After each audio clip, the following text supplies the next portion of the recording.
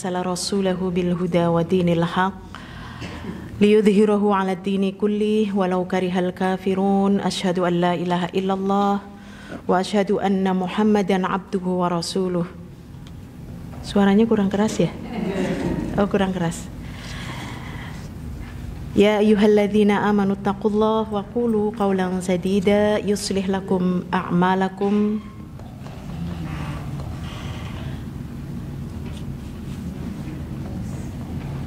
terlalu kecil ya Bu? Iya. Tes sudah ya?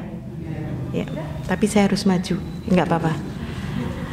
Saya ulangi ya, bismillahirrahmanirrahim. Assalamualaikum warahmatullahi wabarakatuh. Waalaikumsalam warahmatullahi wabarakatuh. Alhamdulillahilladzi arsala rasulahu bil huda wa dinil haq liyudhhirahu 'ala ad-dini kullih walau karihal kafirun. Asyhadu an la ilaha illallah wa asyhadu anna Muhammadan abduhu wa rasuluh.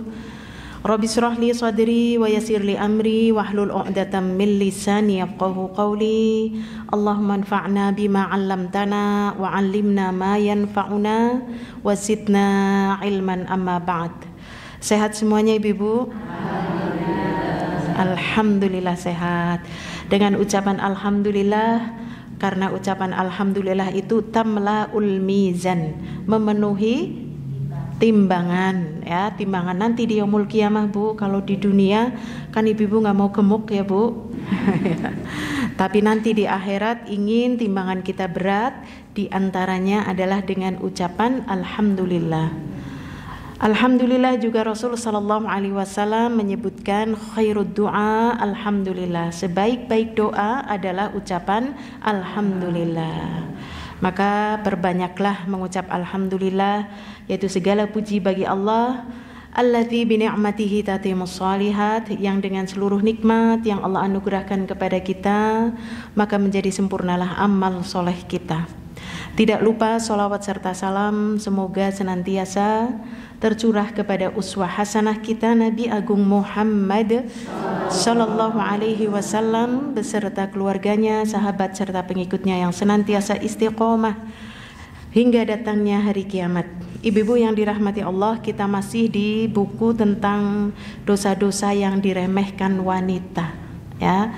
Nah, ini kemarin kita dosa yang berkenaan dengan penyimpangan dalam masalah lisan kemarin ya Bu, yaitu masalah ghibah, namimah ya, adu domba, fitnah dan sebagainya. Kita sudah bahas. Sekarang kita masuk di penyimpangan dalam masalah apa Bu? Jenazah ya. Ibu-ibu yang dirahmati Allah, kita tahu bahwasanya Allah berfirman kullu nafsin dha'iqatul maut. Setiap yang berjiwa kita akan merasakan mati ya Bu. Semua akan mengena diri kita juga. Bahkan Fir'aun yang mengaku dirinya Tuhan, pantas saya gitu ya. Tuhan kan enggak mati ya. Mati juga Fir'aun ya, matinya mengenaskan lagi ya. Nah ini. Jadi kita justru diperintahkan oleh Allah Subhanahu wa taala untuk kita memperbanyak ingat kematian. Nah, ini di antara hari ini kita sedang belajar tentang penyimpangan dalam masalah jenazah. Ini juga bagian daripada kita mengingat kematian, Bu. Pertama, Allah tadi berfirman bahwa setiap yang berjiwa pasti akan merasakan kematian ya. Kemudian kita diperintahkan oleh Rasul sallallahu alaihi wasallam, aktsiru dzikra hadhimil ladzat. Perbanyaklah oleh kalian untuk mengingat pemutus dari kenikmatan ya. Pemutus dari kenikmatan itu apa Bu? Matian ya, karena hidup itu nikmat ya, sebagiannya nikmat, maka pemutus kenikmatan itulah yang disebut dengan kematian. Sampai-sampai ada sahabat yang mengatakan kepada Rasul sallallahu alaihi wasallam, "Ya Rasulullah, ayyul mu'minina akyas?" Seorang mukmin yang cerdas itu yang seperti apa? Yang pinter gitu ya. Yang pinter yang seperti apa, Bu? Iya, aktsaruhum lil mauti dzikra, yang paling banyak di antara kalian yang mengingat kematian. Di antara kalian berarti kita. Siapa di antara kita yang paling banyak mengingat kematian adalah itulah orang yang cerdas. Dan di antara bentuk mengingat kematian adalah apa, Bu? Ziarah kubur, ya, melayat orang yang meninggal, menyaksikan orang yang hampir sakit, hampir sakaratul maut gitu ya. Nah, itu termasuk mengingat kematian. Demikian juga ketika kita memandikan jenazah, mengkafani jenazah, ya, maka itulah di antara bentuk-bentuk mengingat kematian. Dan orang yang cerdas adalah orang yang pandai mengambil pelajaran, bukan yang layat tok gitu ya, yang mendengar kematian langsung innalillahi, wong wingi bete sih sehat kok ya. Bukan begitu, tapi kita langsung mengambil ibrah. Ya Allah, Allah berkehendak kepada siapapun ya yang Allah kehendaki dari hambanya, mau dia lagi sehat, mau lagi senang-senang, kalau ajalnya sudah datang maka tidak ada yang bisa mencegah. Ya, Allah sendiri yang berfirman bahwasanya walikulli ummatin ajal, dan setiap umat ada batas waktunya. Fa idza jaa ajaluhum la yastakhiruna sa'ah wa la yastaqdimun. Kalau ajalnya sudah datang maka tidak ada yang bisa mempercepat ya, atau nanti-nanti gitulah ya.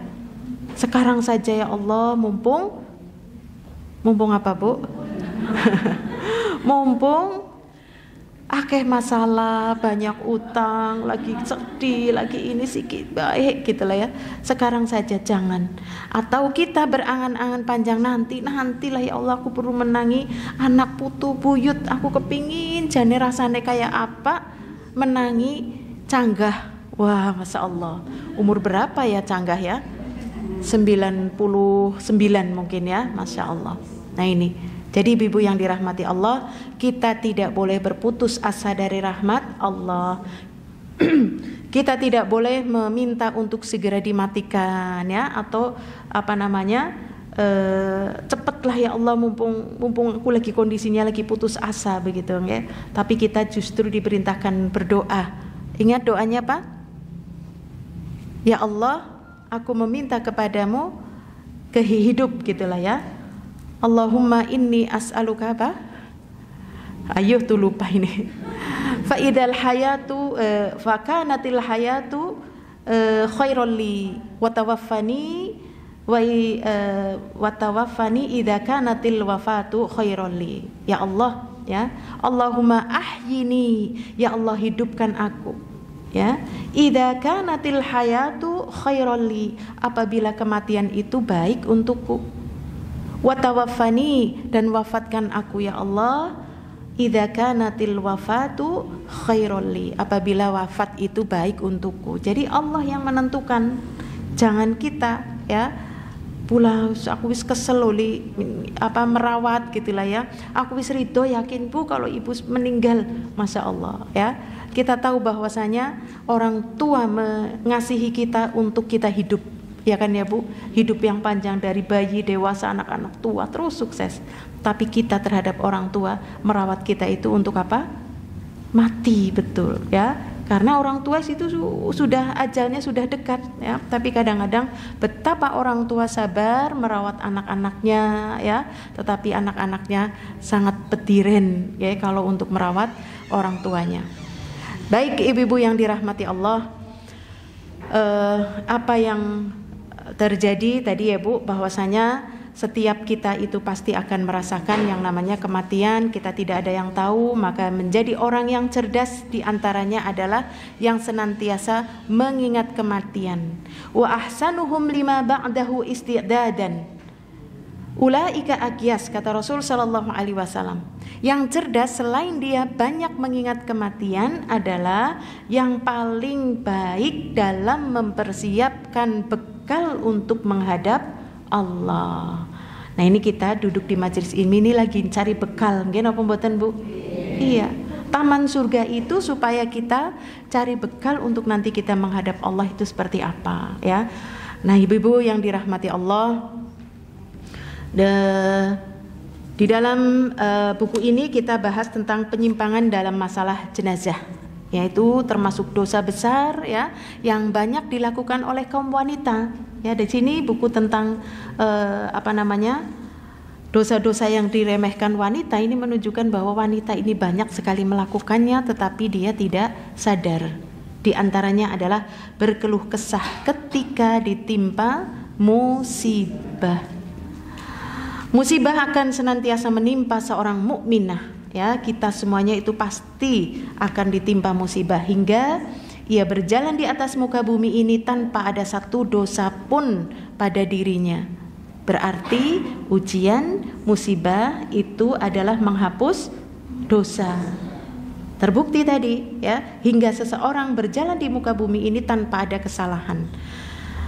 Jika ia ridho, maka Allah pun akan ridho kepadanya. Namun jika ia berkeluh kesah, maka ia akan mendapatkan kemurkaan dari Allah. Madarat tersebut akan ditimpakan kepada dirinya dan ia sama sekali tidak bisa memberikan madarat kepada Allah. Jadi Bu, ujian yang Allah berikan kepada kita di antaranya adalah bentuk kematian di antara kita, ya Bu. Saudara kita, kerabat kita kalau meninggal, ya, di antaranya. Kalau kita ridho, maka Allah itu akan ridho. Tapi jika kita berkeluh kesah, ingat justru Allah akan mendatangkan madarat. Sementara kita, ya, sebagai umat manusia, kita semuanya sudah menjadi tabiat kita yang Allah kabarkan di dalam surat Al-Ma'arij ayat yang ke-19 hingga 21.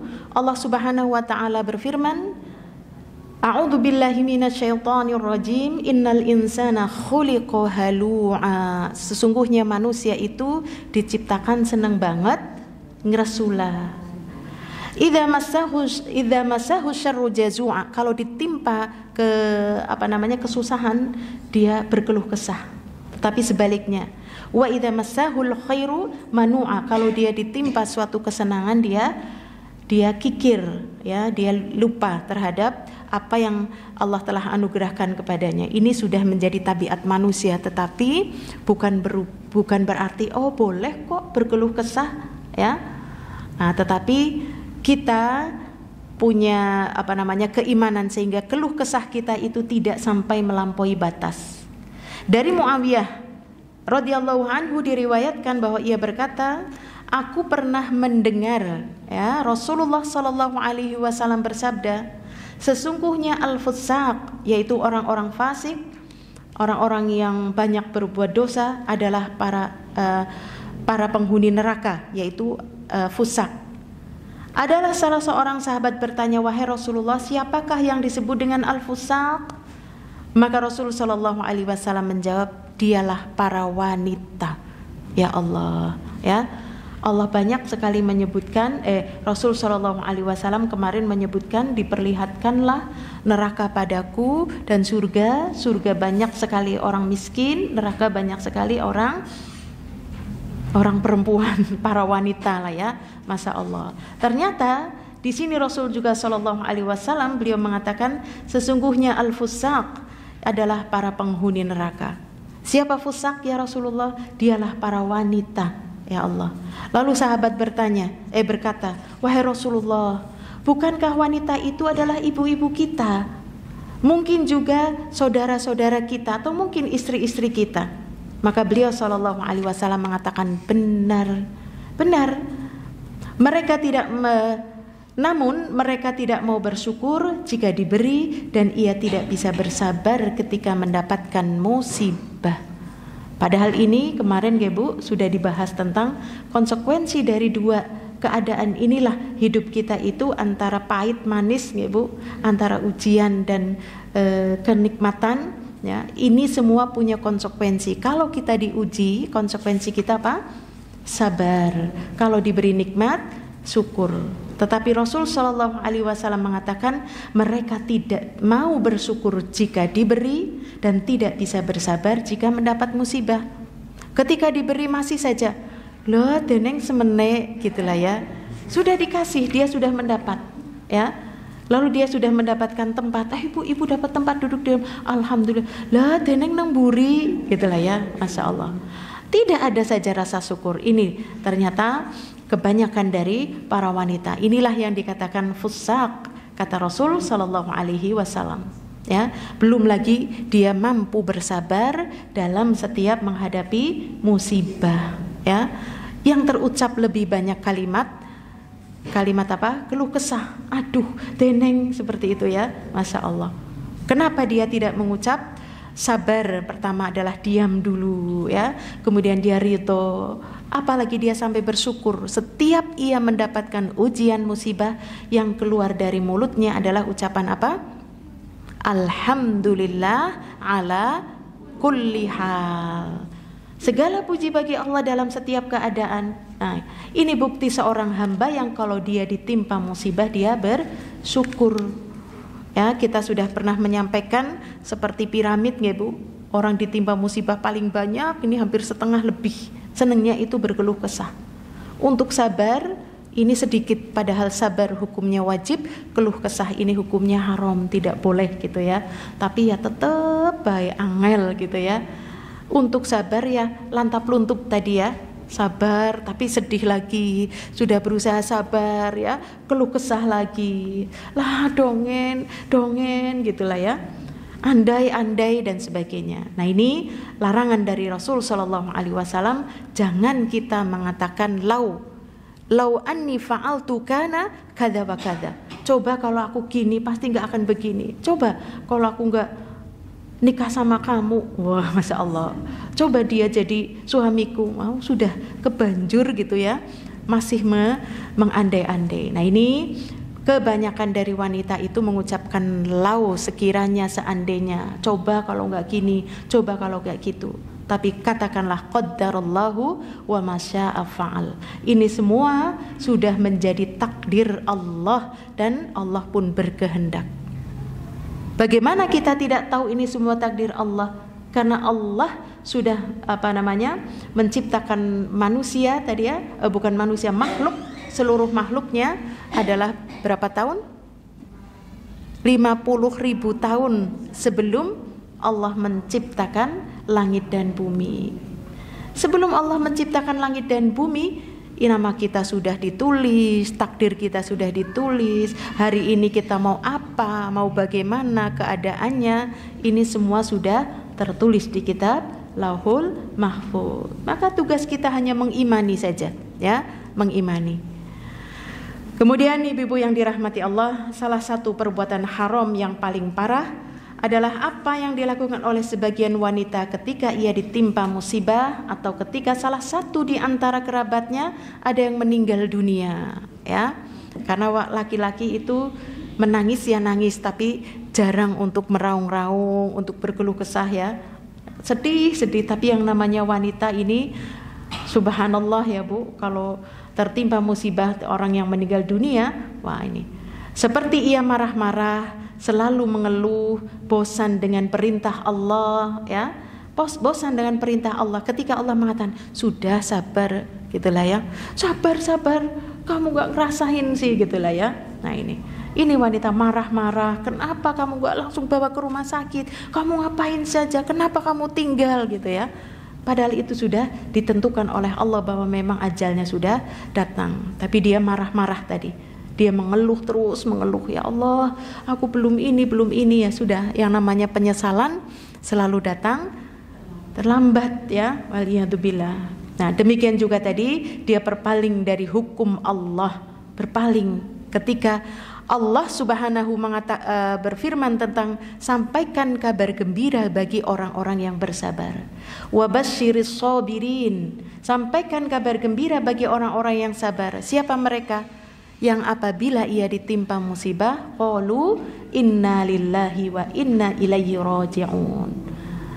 Makanya Rasul sallallahu alaihi wasallam beliau bersabda tentang orang yang ditimpa musibah dengan mengucap kalimat istirja, lalu dia membaca doa. Setelah doa istirja apa? Allahumma ajurni fi musibati wa akhlifli khairam minha. Ya, ini Bu, dalam sebuah sarah hadis disebutkan saat itu Ummu Salamah Bu. Ummu Salamah itu meninggal suaminya namanya Abu Salamah. Abu Salamah ini meninggal dunia, Bu. Ketika meninggal dunia, Allah bertanya kepada malaikat pencabut nyawa, apa yang dikatakan oleh anak hambaku ketika anak hambaku yang lain meninggal? Ini seolah-olah pertanyaan yang dikatakan oleh Ummu Salamah itu apa ketika Abu Salamah meninggal.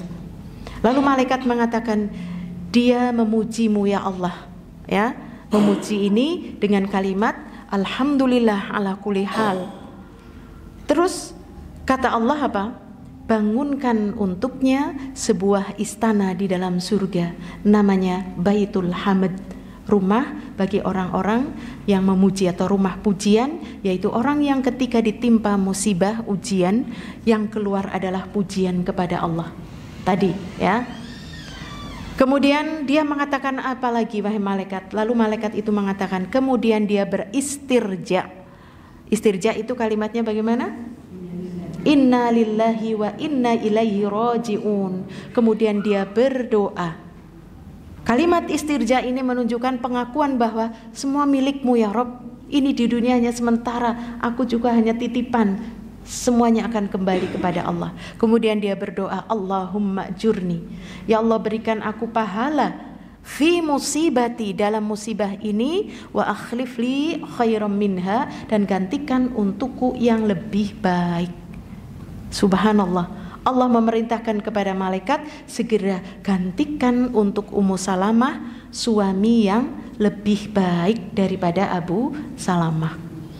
Begitu masa idah selesai, dijawab kontan Bu oleh Allah, yaitu Rasul Shallallahu Alaihi Wasallam melamar Ummu Salamah ya. Nah ini berarti ini janji ya yang Allah berikan kepada siapa yang ia ditimpa suatu musibah.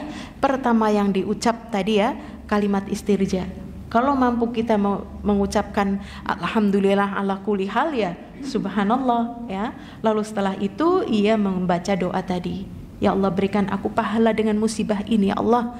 Pahala itu pahala apa? Pahala dari kesabaran yang Allah janjikan kepada orang-orang yang bersabar. Innama yuwaffas sabiruna ajrahum bighairi hisab. Balasan bagi orang yang bersabar tanpa batas. Akeh banget.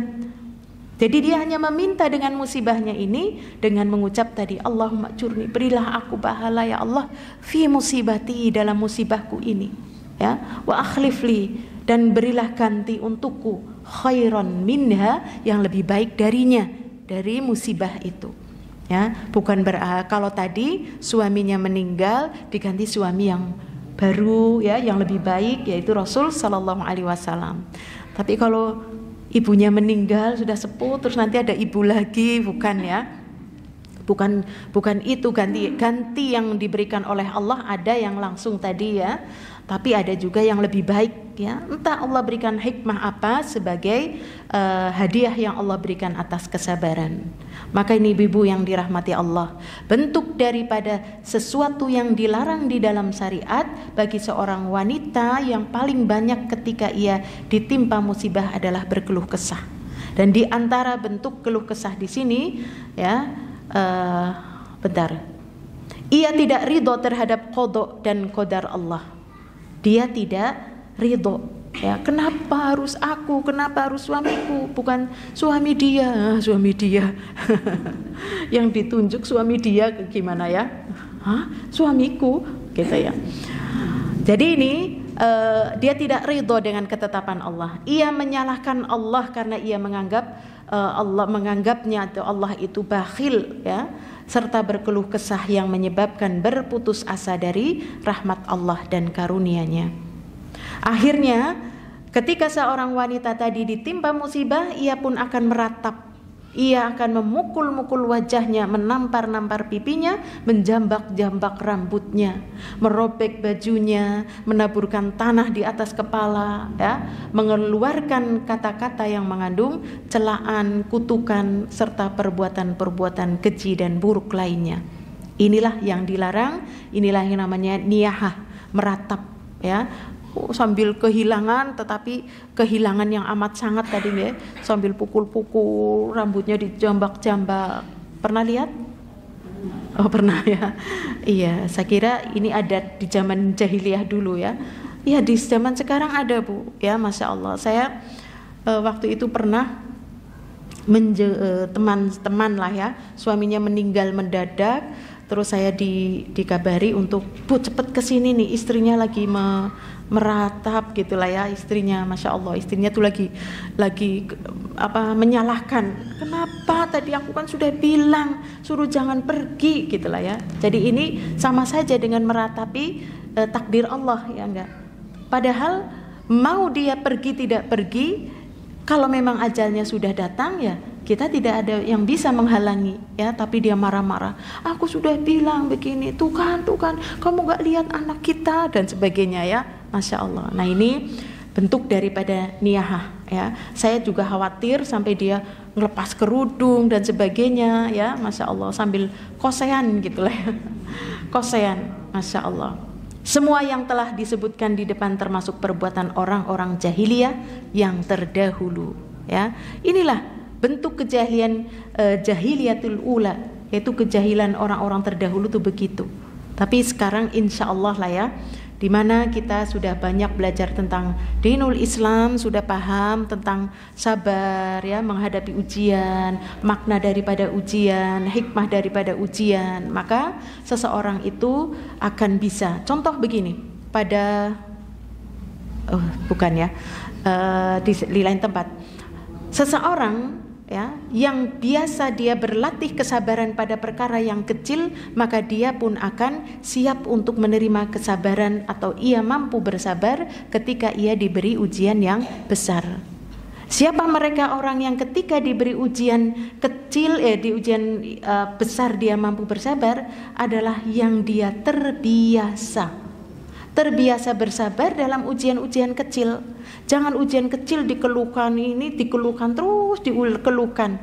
Dipastikan, kata Rasul sallallahu alaihi wasallam, siapa yang tidak pandai bersyukur dengan yang kecil, pasti dia tidak pandai bersyukur pada masalah yang besar. Ini berlaku pada kaidah sabar. Orang yang tidak bisa sanggup bersabar dengan yang kecil, dipastikan ketika ujian besar dia tidak akan pernah sabar. Maka ini ibu-ibu yang dirahmati Allah, bagian dari belajar kita tentang tazkiyatun nufus adalah kita melatih sabar dalam segala-galanya ya. Sabar ketika geser Bu biar nggak silo. Sini geser sini. Iya. Iya, Masya Allah ya. Jadi mari kita latih untuk bersabar. Nah ini orang yang biasa bersabar dengan perkara yang kecil, dia akan ridho sehingga sabar ketika dia ditimpa ujian yang besar. Dan ujian yang paling besar dalam kehidupan kita adalah hilangnya orang-orang yang kita cintai. Iya kan ya Bu? Mungkin kalau kita kehilangan harta nggak apa-apa, mobilnya ringsek terus suamiku selamat, alhamdulillah ya. Nah ini, jadi kita mencoba untuk terus bersabar pada perkara-perkara yang kecil supaya kita mampu bersabar pada perkara yang besar. Dari Abu Hurairah radhiyallahu anhu diriwayatkan bahwasanya ia berkata, Rasul sallallahu alaihi wasallam bersabda, "Itsnatani fin nasi huma bihim kufrun." Ada dua amalan yang biasa dilakukan manusia yang menyebabkan menjadi kufur. Ya, dua amalan yang menjadikan manusia itu menyebabkan menjadi kufur. Apa saja? At-ta'nu fin nasab wan niyahatu 'alal mayyit, yaitu mencela nasab dan meratapi mayit ya. Mencela nasab ya, mungkin dia berasal dari orang ini, maka orang tuaku sih ini sih dan sebagainya. Atau tadi meratapi mayit, yaitu dengan tadi yang diceritakan di atas, memukul-mukul, merobek-robek, menjambak-jambak, naburin pasir gitulah ya. Waliyadzubillah. Nah ini merupakan bentuk dari niyahah. Inilah amalan yang bisa dilakukan manusia yang menyebabkan ia menjadi kufur ya, kufur. Dari Usaid bin Abi Usaid, dari seorang wanita yang ikut berbaiat kepada Rasulullah sallallahu alaihi wasallam. Diriwayatkan bahwa ia berkata, di antara amal kebaikan yang dipesankan kepada kami agar kami tidak menyelisihinya adalah kami dilarang mencakar-cakar wajah, mengucapkan ketika tertimpa musibah, aduhai celakanya aku, ya.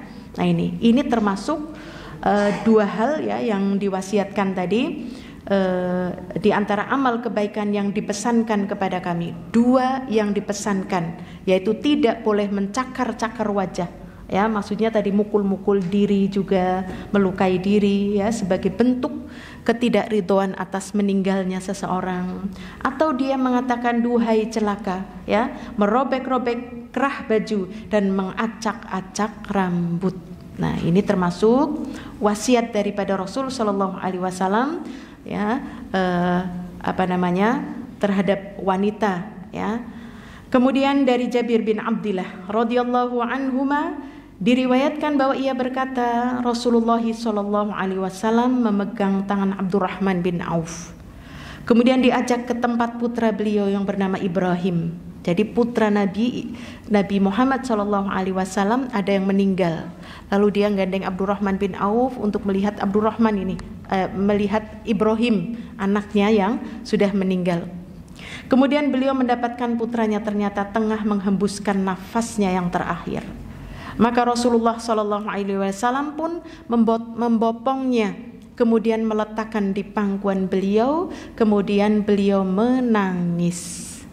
Ini dalil ya Bu, karena saya praktek tentang pemulasaraan jenazah itu banyak yang tanya, di antaranya tanyanya itu adalah bukan pemulasaraan jenazah, saya banyak layat gitu ya. Kalau nggak layat ya saya kadang-kadang memandikan jenazah gitulah ya.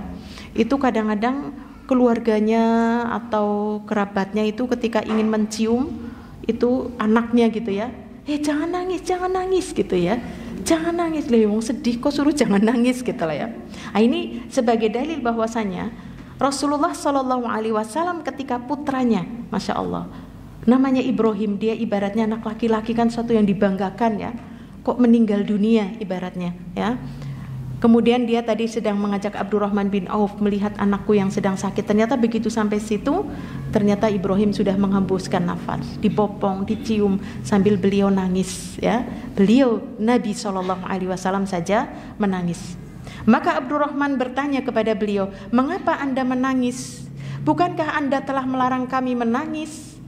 Beliau bersabda, tidak, aku hanya melarang dua suara orang bodoh lagi pendosa, yaitu suara teriakan ketika ditimpa musibah berupa mencakar-cakar wajah dan merobek-robek baju leher dan rintihan syaitan atau meratap atau niyahah. Ya, nah ini menunjukkan ibu-ibu yang dirahmati Allah, Rasulullah sedih ketika putranya menangis, ya, dipeluk, digendong, itu tadi karena memang masih kecil, ya. Masya Allah. Tetapi bukan, Rasulullah memang pernah mengatakan jangan menangis. Di sini maknanya jangan meratap dengan teriakan tadi, ya, teriak-teriak.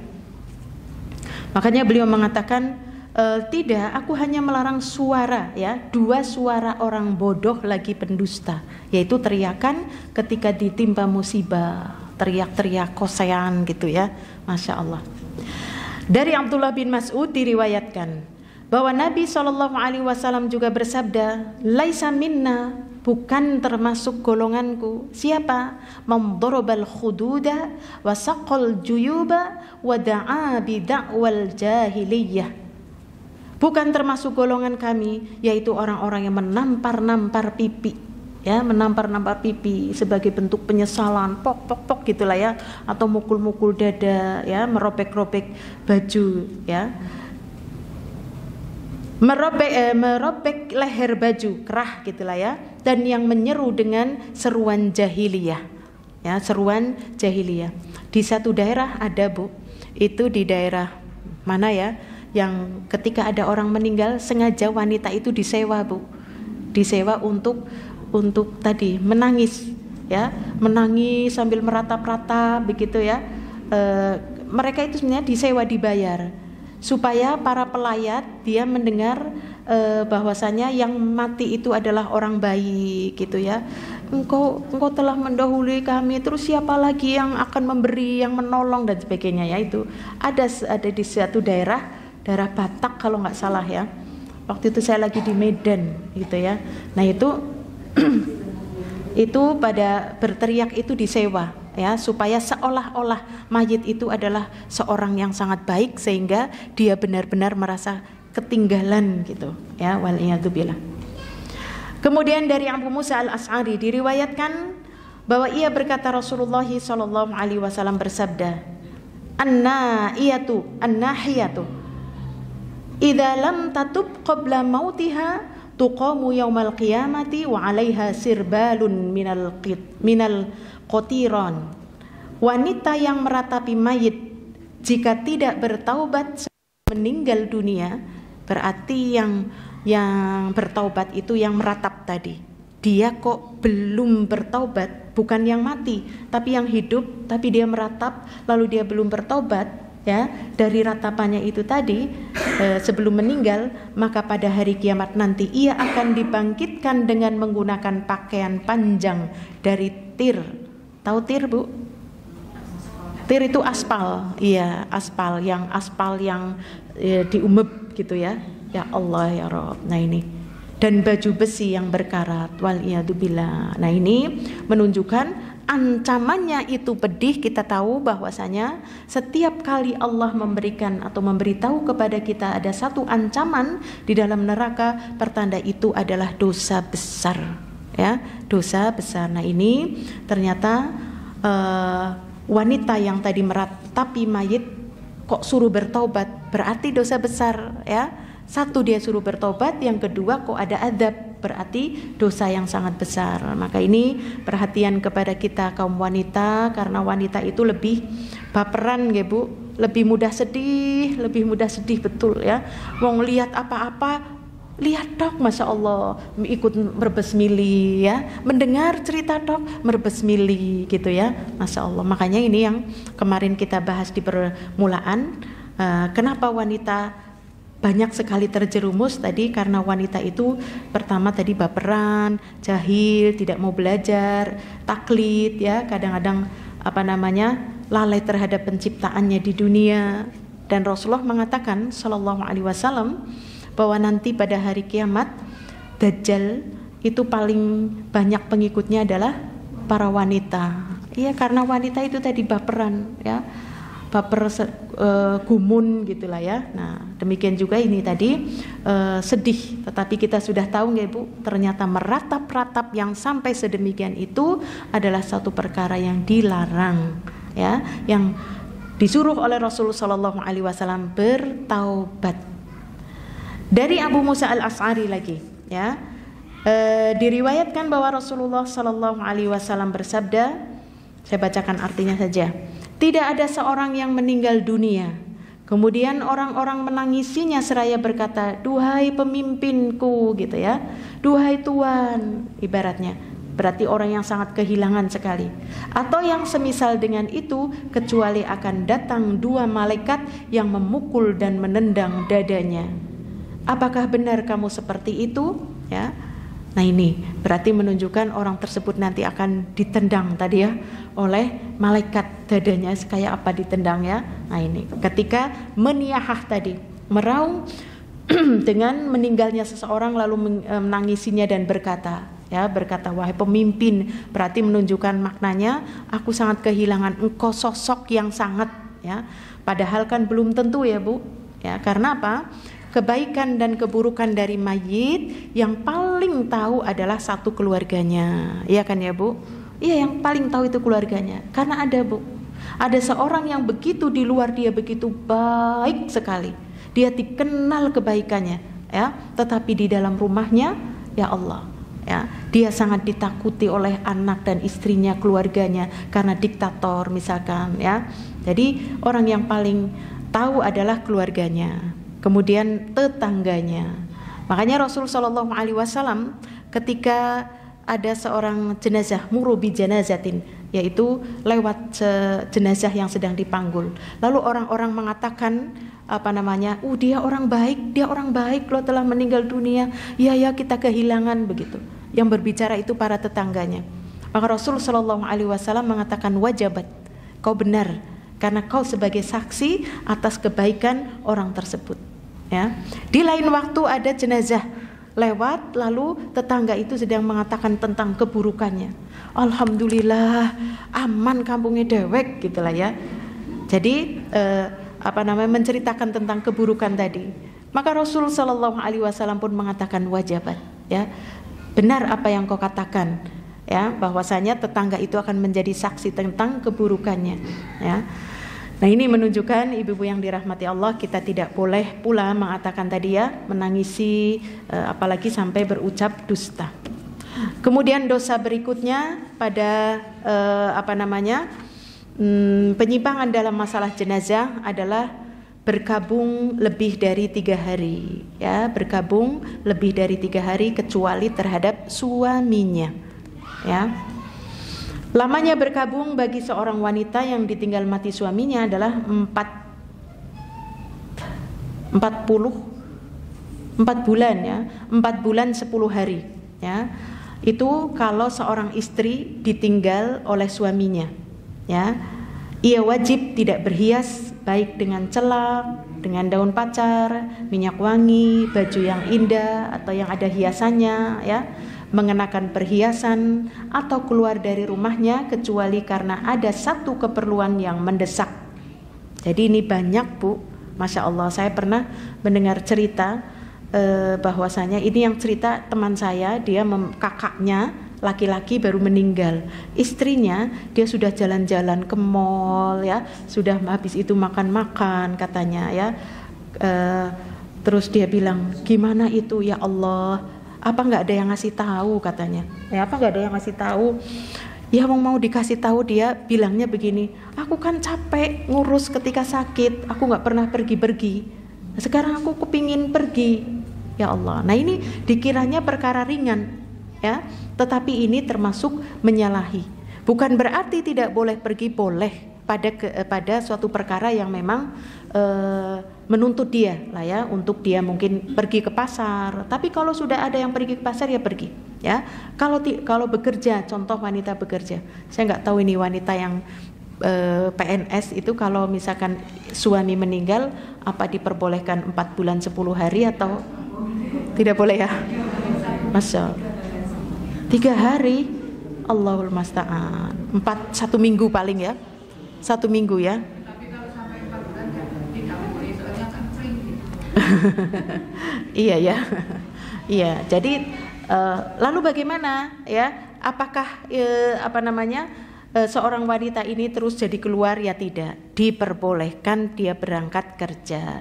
Tapi ingat, hanya berangkat kerja, nggak boleh dandan, nggak boleh pakai wangi-wangi, nggak boleh berikhtilat, karena dia sedang tadi penghormatan terakhir seorang istri terhadap suaminya adalah ketika di masa iddah, ya dia tidak boleh berhias, ya apalagi pakai lipstik, pakai alis, pakai minyak wangi. Dalam? WTKB gitu ya, iya. Iya. Nah, ya.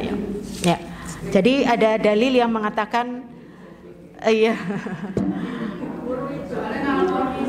Ngelakoni ya, iya betul. Jadi bilang begini, kan murid ya tergantung ya, semua murid kalau yang sudah bali insya Allah sudah paham, tapi yang kalau anak-anak boleh, anak-anak ini pelajaran sampaikan oleh guru agama, apalagi kalau misalkan ibu guru agamanya ya, masa iddah, masa bergabungnya seorang istri itu 4 bulan 10 hari, harusnya ibu itu nggak boleh ngajar, tapi ibu harus bekerja ya. Nah ini diantaranya adalah tidak boleh berhias, tidak boleh ini dan itu ya. Karena apa? Karena ini bentuk ketaatan kita kepada syariat. La ta'ata fi ma'siyatillah. Tidak ada ketaatan tetapi untuk bermaksiat ya.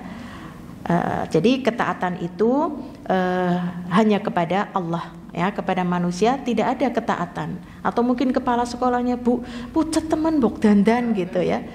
Oh enggak ya? Cuma kita sendiri kadang-kadang kan enggak pede. Oh enggak pede ya, Masya Allah. Berarti kita harus tunduk kepada syariat dari hawa nafsu kita. Iya, karena memang kita biasa biasa dandan gitu ya, tiba-tiba tidak begitu. Inilah bentuk satu, ketaatan kepada Allah, yang kedua bentuk penghormatan seorang istri kepada suami ya. Jangan begitu suami tidak ada, wah kita tetap bergembira merdeka. Ya. Kembali ya Bu. Selama ia masih berada di dalam masa berkabung tersebut, akan tetapi ia tidak boleh melakukan hal-hal itu, yaitu berkabung lebih dari 3 hari. Berkabung lebih 3 hari itu ketika seseorang kehilangan kerabat ya.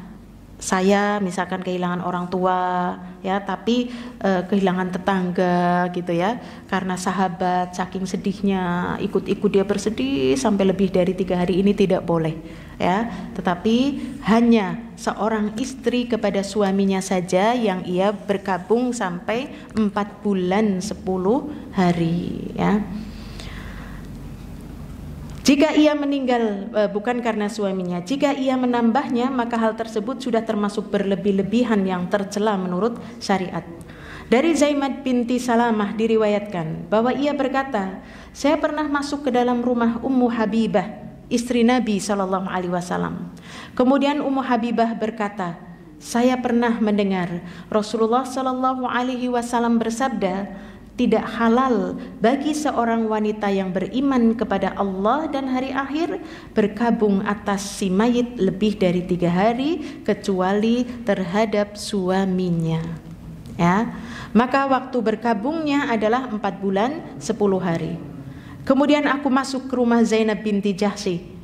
Ketika saudaranya meninggal dunia, ia meminta minyak wangi lantas mengenakannya, kemudian berkata, aku mengenakan minyak wangi ini bukan karena aku memerlukannya, namun aku tidak pernah mendengar Nabi SAW. Aku pernah mendengar Nabi SAW bersabda di atas mimbar, tidak halal bagi seorang wanita yang beriman kepada Allah dan hari akhir berkabung atas mayit lebih dari 3 hari kecuali terhadap suaminya. Maka waktu berkabungnya adalah 4 bulan 10 hari ya. Jadi ini ibu-ibu yang dirahmati Allah, ini termasuk bagian dari kebiasaan ya, kebiasaan orang-orang di zaman sekarang ya, yaitu ada yang begitu suaminya meninggal ya, ia berkabungnya hanya seminggu tadi, mungkin diberi jatah dari sekolah atau mungkin dari kantor ya, instansi ataupun tempat ia bekerja, lalu setelahnya dia berhias ya. Maka kita harus menjaga diri untuk tidak berhias.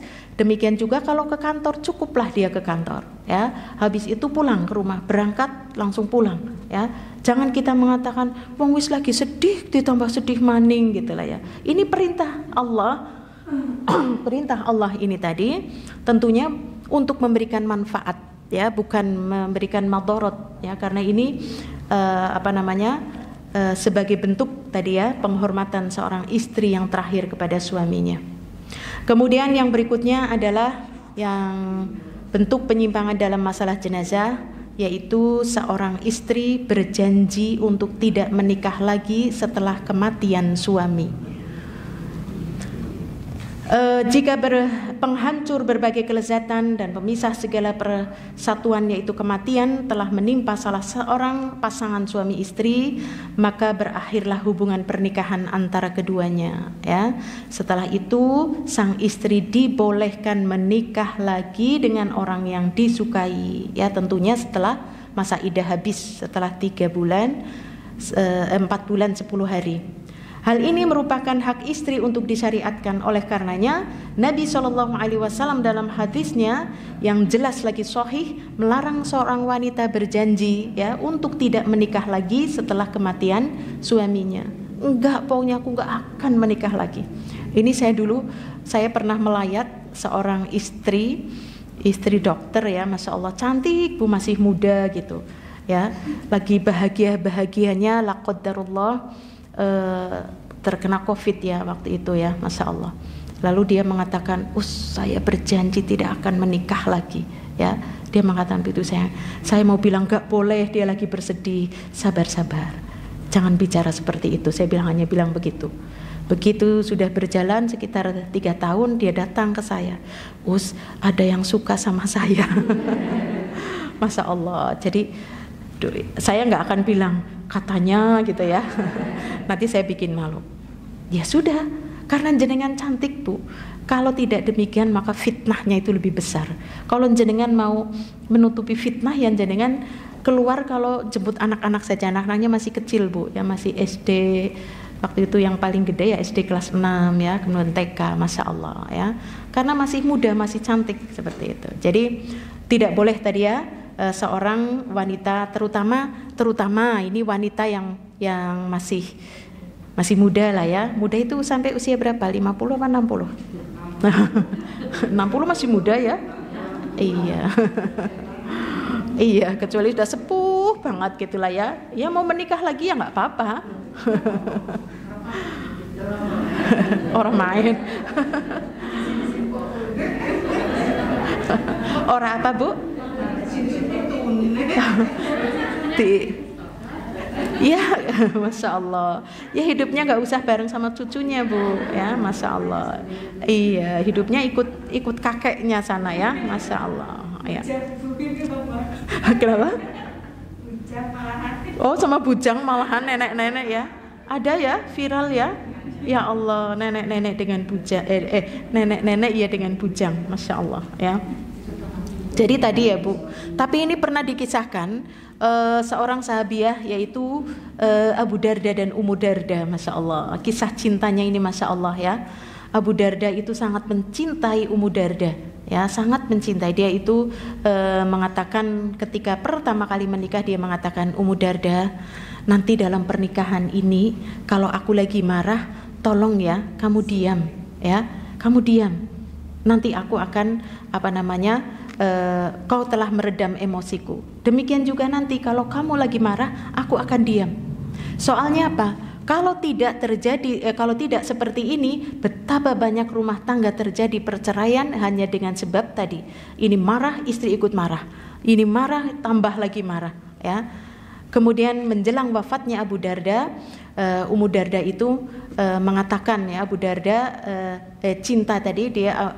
Ummu Darda mengatakan, wahai suamiku, dulu kau meminang aku di dunia untuk menjadi menjadi istrimu ya. Sekarang aku meminang engkau nanti untuk di akhirat ya, agar kau menjadi suamiku.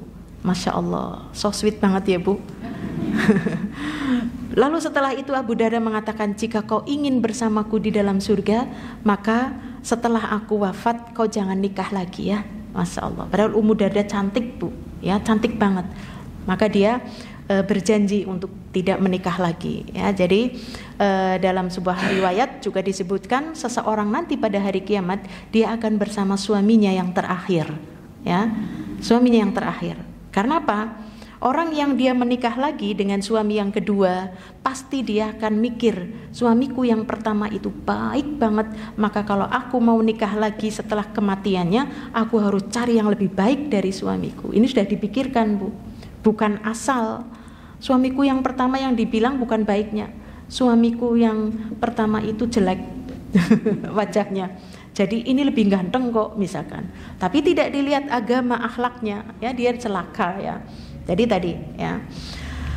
Kemudian dari Jabir bin karena hal itu tadi ya, seorang istri tidak boleh berjanji untuk tidak menikah lagi setelah kematian suaminya. Karena hal itu bukanlah termasuk hak suami terhadap istrinya. Apalagi dengan tidak menikahnya akan memberikan madarat kepada agama dan dunianya. Ya, jadi hendaklah ia segera mengurungkan niatnya tersebut agar tidak terperosok dalam perbuatan maksiat kepada Allah. Kenapa dia jadi tidak bermaksiat? Aku wis janji kok ya, aku nggak nikah.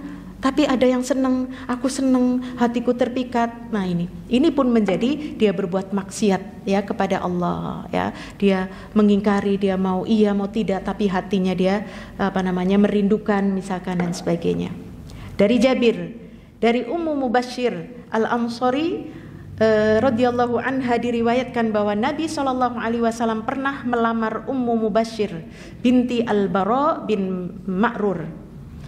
Sedangkan dalam riwayat lain disebutkan bahwa beliau pernah berkata kepada Ummu Mubashir, Sesungguhnya istri Zaid bin Harithah telah meninggal dunia, dan aku telah berusaha untuk memilihkan istri untuknya.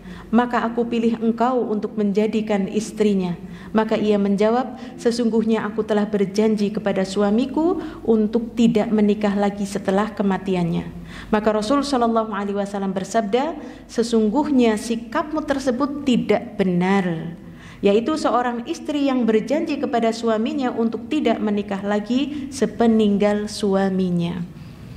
Tapi kalau misalkan ini berjanji, itu kan berarti sudah azam kuat niat gitulah ya kepada Allah, aku tidak akan menikah. Tapi berbeda kalau untuk sementara saya belum. Untuk sementara saya belum, tidak ada yang bisa menggantikan kebaikan suamiku. Seolah suamiku orangnya sabar, ini enggak, saya belum misalkan ya. Itu silahkan. Tapi kalau sudah berjanji kan berarti sudah berjanji ini kepada Allah, enggak, aku enggak akan menikah. Ya, seperti itu. Seperti tadi yang saya bilang teman saya, ya setelah 3 tahun, ya ini lagi galau ini ya. Nah, ada yang mau melamar, ada yang mau menikahinya ya. Maka ini sebuah dosa ya Bu. Tetapi kalau kita benar-benar mau ingin menjadikan suaminya itu adalah suami di dunia dan di akhirat ya, yaitu suami yang terakhir itu, ya kita harus menjaga diri ya, menjaga diri seorang wanita, karena fitnah wanita itu sangat dahsyat, apalagi nyuwun sewu kalau sudah berstatus janda. Iya, apalagi jandanya muda, cantik. Nah, ini fitnahnya luar biasa ya, fitnahnya luar biasa. Baik itu janda cerai atau cerai hidup maupun cerai mati ya. Nah, itulah ibu-ibu yang dirahmati Allah, beberapa pelanggaran dalam masalah jenazah, yaitu yang pertama tadi berkeluh kesah ketika ditimpa musibah, kemudian berkabung ya lebih dari 3 hari kecuali terhadap suaminya. Maka ini pun ada adab-adab ya Bu, ketika berkabung tadi, ketika suami meninggal dia harus tidak boleh keluar rumah kecuali pada perkara yang memang diperlukan ya. Belanja boleh belanja ya, tapi habis itu sudah pulang.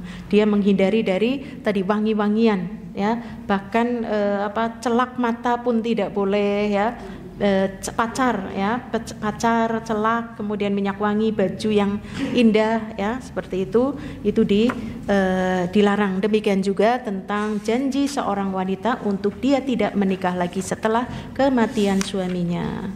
Itulah ibu-ibu yang dirahmati Allah, beberapa penyimpangan wanita yang sering dihadapi dalam masalah jenazah. Wallahu a'lam bishawab. Wassallallahu ala nabiyyina Muhammad. Wassalamualaikum warahmatullahi wabarakatuh. Terima kasih Ustazah atas materinya. Monggo apa ada pertanyaan yang ingin ditanyakan? Ada yang bertanya Ustazah? Ya, silakan. Saya. Oh, Ibu, monggo. Assalamualaikum warahmatullahi wabarakatuh. Waalaikumsalam warahmatullahi wabarakatuh. Kaitannya dengan jenazah ya. Itu tadi yang dibolehkan kan untuk wanita. Iya. Iya. Sekarang seandainya ya, untuk seorang laki-laki ditinggal mati istrinya, itu kan cerita kita kemarin Marisa gitu. Kan kamu kan seperti itu gitu ya. Boleh. Nah, itu bagaimana hukumnya? Iya. Dibolehkan apa tidak? Iya. Yang kedua. Iya.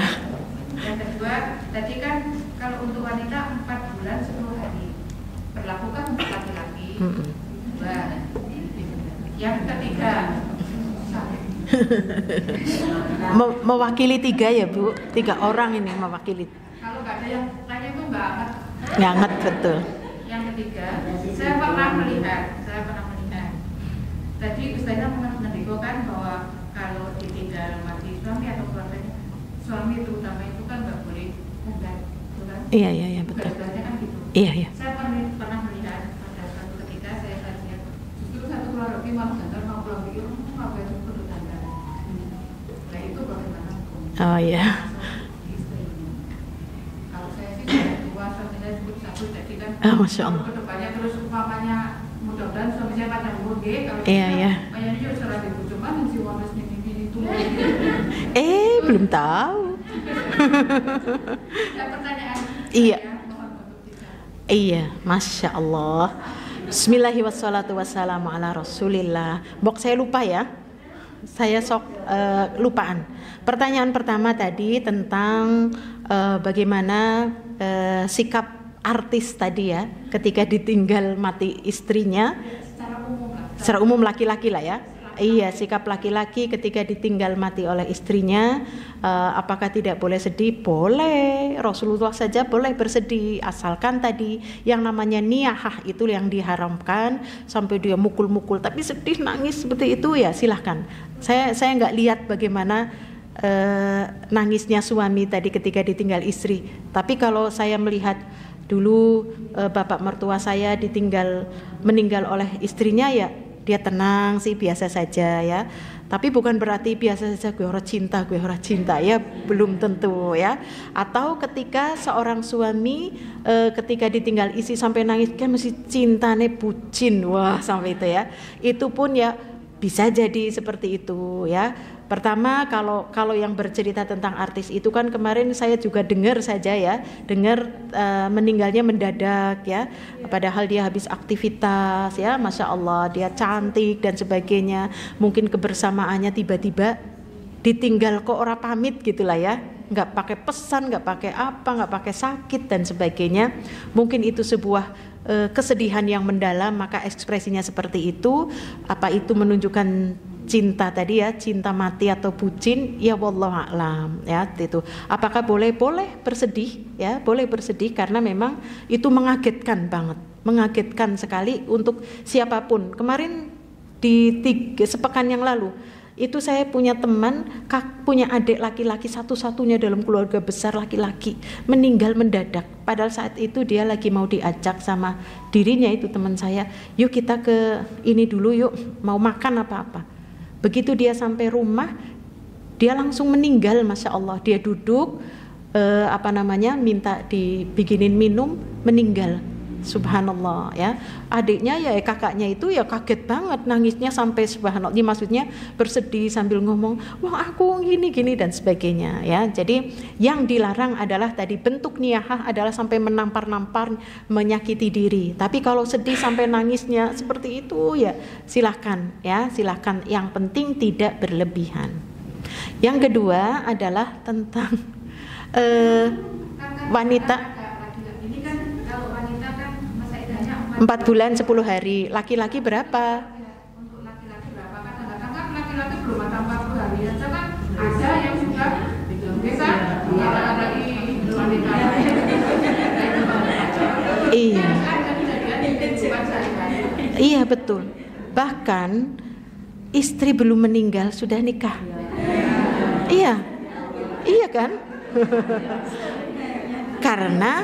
Karena Allah sudah menaskan di dalam surat An-Nisa ayat 3 ya, fankihu ma tobalakum minan nisa.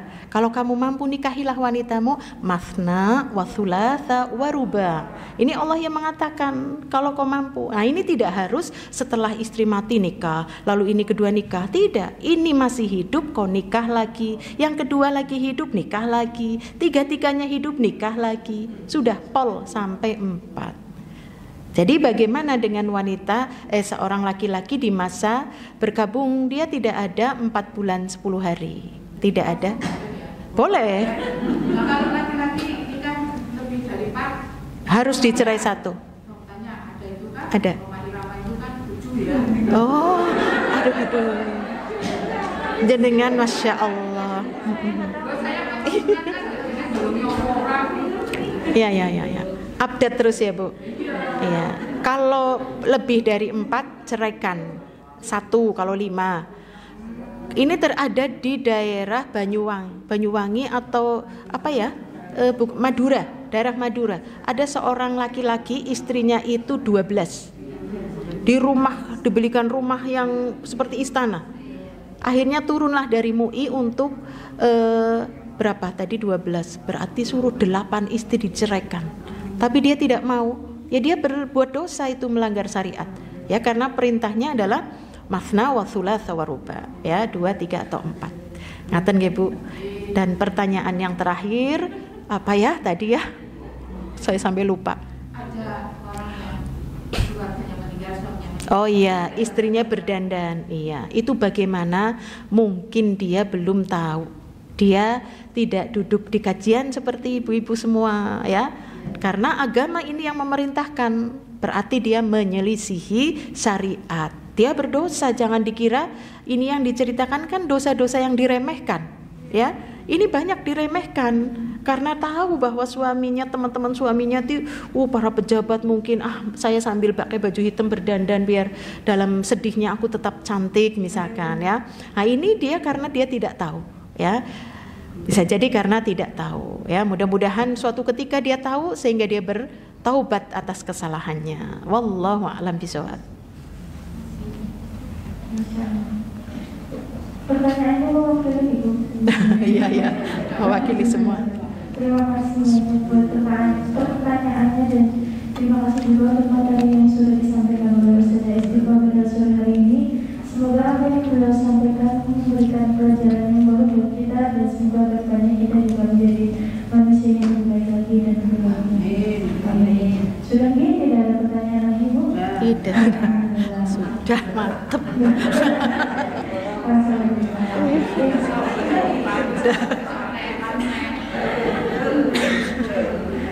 Yes, untuk acara selanjutnya adalah penutup pada kajian ini kita tutup dengan bacaan hamdalah bersama-sama. Alhamdulillahirobbilalamin.